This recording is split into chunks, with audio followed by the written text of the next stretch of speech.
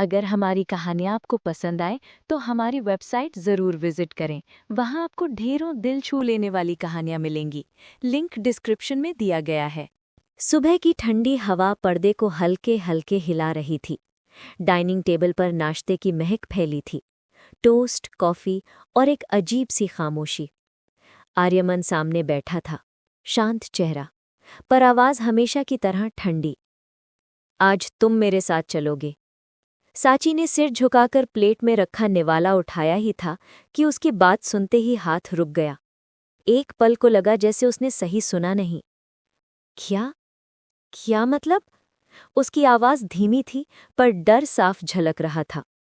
आर्यमन ने बिना उसकी तरफ देखे कप उठाया, धीरे से कॉफ़ी की एक सिप ली और बोला, ऑफिस चलना है। साची के चेहरे पर उलझन थी। ऑफिस? पर मैं वहाँ क्या करूँगी? मुझे तो कुछ नहीं आता। मैं घर के सारे काम कर दूंगी, सब संभाल लूंगी। वो लगभग विनती भरे लहजे में बोली, जैसे उम्मीद कर रही हो कि शायद वो मान जाएगा।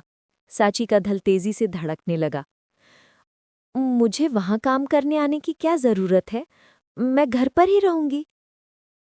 वो चुप हो गई, सिर्फ सिर हिलाया और चुपचाप खाने की आखिरी बाइट मुंह में डाली। आर्यमन ने कोई जवाब नहीं दिया। वो बस उठ खड़ा हुआ, प्लेट किनारे रखी और बोला, तुम्हारा हो गया तो चलो। साची ने गहरी सांस ली, दुपट्टा ठीक किया और उसके पीछे चल दे।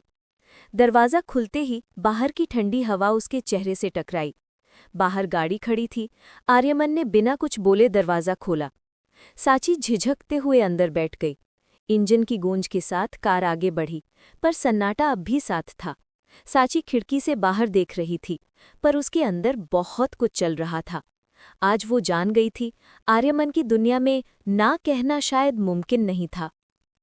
सड़क पर गाड़ी की रफ्तार बढ़ती जा रही थी, लेकिन साची के मन में अनगिनत ख्याल और डर की गुत्थियां उलझ रही थी। वो खिड़की के बाहर देख रही थी, पेड़ों की कतारें पीछे छूटती जा रही थी, लेकिन उसका मन वहीं अटका था, उसी सवाल पर। ऑफिस? मैं वहाँ क्या करूँगी?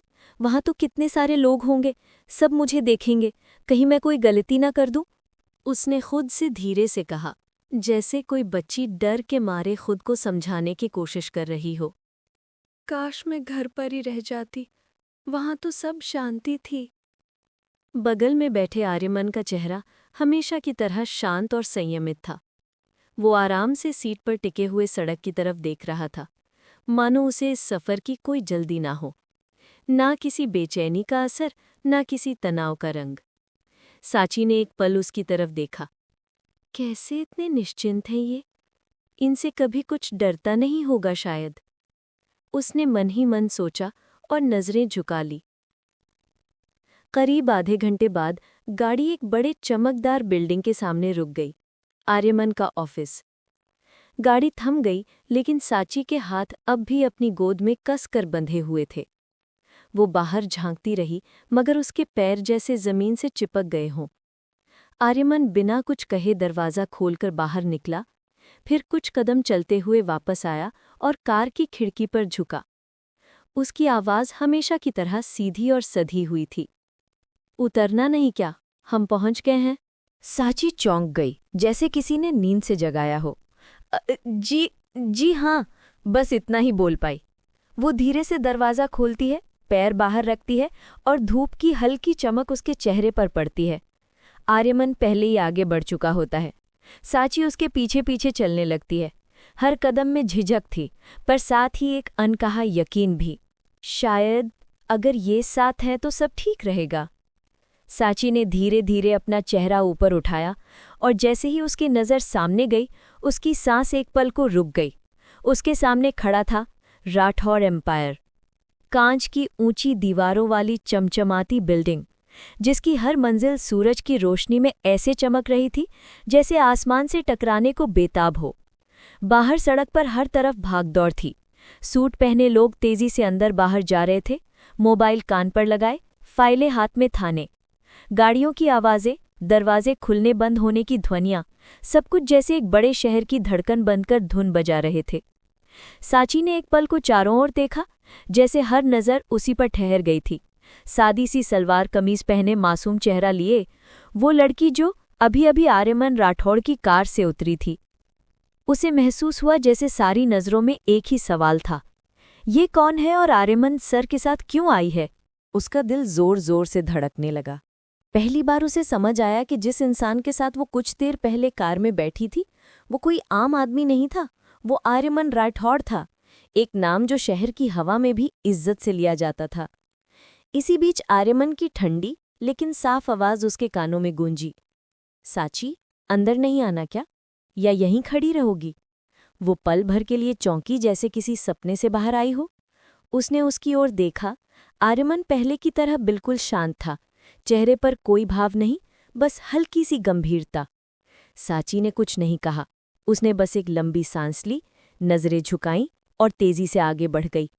उसके कदमों की चाल में एक अजीब जल्दबाजी थी, शायद किसी को ये दिखाने से बचने की कि वो इस रॉयल शख्स के साथ आई है, और उसके दिल में बस एक ही बात गूंज रही थी, ये उसकी दुनिया नहीं है और शायद कभी होगी भी नहीं। साची आर्यमन के पीछे पीछे चल रही थी। उसके कदम संभल कर पड़ रहे थे, जैसे हर कदम के साथ उसकी झिझक और बढ़ती जा रही हो।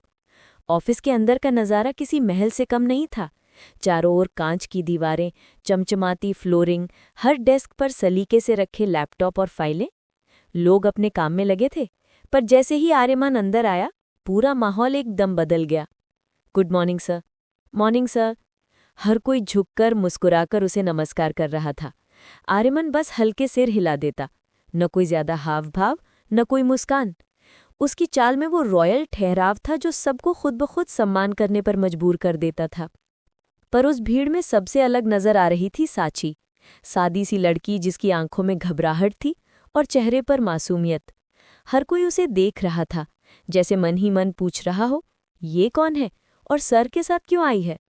साची नजरें झुकाए बस आर्यमन के पीछे चल रही थी। उसके दिल की धड़कनें तेज हो चुकी थी। तभी दोनों लिफ्ट के पास पहुंचे। कई लोग पहले से वहां खड़े थे, लिफ्ट के आने का इंतजार करते हुए। जैसे ही आर्यमन वहां रुका, सबके चेहरे के हाव भाव तुरंत बदल गए। लोग सीधा खड़े हो गए, कोई बात नहीं कर रहा था, बस सन्नाटा था। लिफ्ट का दरवाज़ा खुला। आर्यमन बिना कुछ बोले अंदर चला गया। बाकी सब वहीं बाहर खड़े रह गए। साची ने ये देखा और बिना कुछ सोचे वो भी बाहर ही खड़ी रह गई। वो सोच ही रही थी कि अब क्या करे, तभी आर्यमन की आवाज़ आई, तुम्हें अंदर नहीं आना? साची चौंक गई। उसने चारों ओर देखा, सबकी नजरें अब उसी पर थीं। लोग आपस में एक दूसरे को देखने लगे, जैसे सोच रहे हो, सर ने किससे कहा? क्या इस लड़की को बुलाया? साची का गला सूख गया। उसे समझ नहीं आ रहा था कि अब वो क्या करे। लोग तो वैसे भी बॉस के अंदर जाने का इंतजार कर रहे थे, और अब साची के लिए माहौल और भी असहज हो गया था। तभी आर्यमन ने शांत लेकिन हल्के व्यंग्य भरे लहजे में कहा, अब इतनी सीढ़ियां तो चलकर नहीं आ सकती ना, और देखो तो सब तुम्हारे इंतजार में खड़े हैं। साची ने हल्की सी सांस ली, दिल में एक झिझक और शर्म के साथ। वो धीरे धीरे लिफ्ट में चली गई, चेहरा झुकाए, नजरें बिल्कुल नीचे, जैसे वो नहीं चाहती थी कि कोई उसका चेहरा देख ले। लिफ्ट का दरवाज़ा बंद हुआ और साची को लगा जैसे अब वो किसी ऐसी दुनिया में कदम रख रही है जहां उसके हर कदम पर नजर रखी जा रही है। लिफ्ट अब टॉप फ्लोर की ओर बढ़ रही थी। अंदर हल्की सी रोशनी, मशीन की आवाज और एक अजीब सी खामोशी थी। साची ने पहले कभी लिफ्ट में सफ़र नहीं किया था। बंद जगह, ऊपर बढ़ती हुई लिफ्ट और हर मंजिल पर बजती हल्की टिक की आवाज़ उसके दिल की धड़कनों से मेल खाने लगी। उसकी सांसें तेज होने लगी, हाथ कांपने लगे, चेहरे पर घबराहट साफ झलक रही थी। आर्यमन ने एक नज़र उसकी ओर देखा और तुरंत सब समझ गया।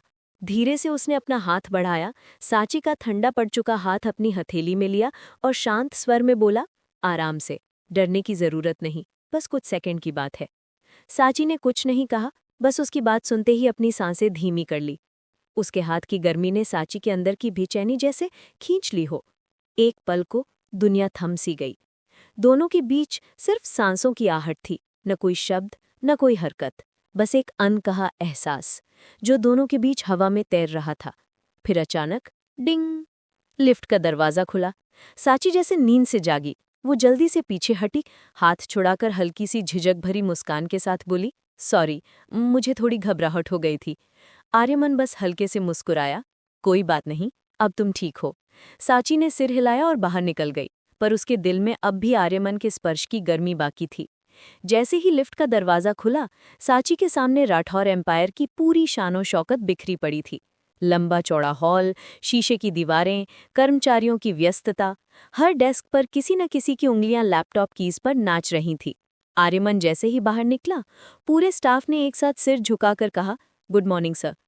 उसकी मौजूदगी में एक साइलेंस ऑफ रिस्पेक्ट छा जाता था, जैसे हवा भी कुछ पल के लिए ठहर जाती हो। लेकिन सांची के लिए ये सब नया था। जैसे जैसे वो कदम बढ़ा रही थी, हर तरफ से नजरों का बोझ उस पर महसूस हो रहा था। लोगों की फुसफुसाहट उसके कानों में पड़ रही थी। कौन है ये लड़की? सर के साथ आई है क्या? पहली बार किसी को साथ लाए हैं? सांची का दिल धक धक करने लगा। वो अपने दुपट्टे को थोड़ा और संभालते हुए धीरे धीरे आर्यमन के पीछे चलने लगे। आर्यमन पहले से तेज कदमों से आगे बढ़ रहा था, पर बिना पीछे देखे उसे मालूम था सांची उसके पीछे पीछे चल रही है। उसे अब ये कहना नहीं पड़ता था कि चलो। सांची खुद ही उसके कदमों के पीछे चलना सीख चुकी थी। ऑफिस के लोग रास्ता छोड़ते जा रहे थे और सांची बस नजरें झुकाकर उस शख्स के पीछे बढ़ती रही जिसकी मौजूदगी से पूरा ऑफिस रॉयल लग रहा था। जब आर्यमन अपने केबिन तक पहुंचा तो सांची ने भी एक गहरी सांस ली, मानो किसी लंबे सफर के बाद ठहराव मिला हो। केबिन में दाखिल होते ही उसने धीरे से सिर उठाया, चारों तरफ देखा। साफ सुथरी मेज, सुव्यवस्थित फाइलें और दीवार पर राठौर एम्पायर का सुनहरा लोगो। सांची के होठों पर हल्की मुस्कान आई। तो यही है उसकी असली दुनिया। आर्यमन ने उसकी ओर देखा और बोला, अब तो सांस ले सकती हो, यहाँ कोई तुम्हें खाने नहीं वाला। सांची झेप गई, बस हल्के से मुस्कुरा दी और चुपचाप खिड़की के पास जाकर खड़ी हो गई।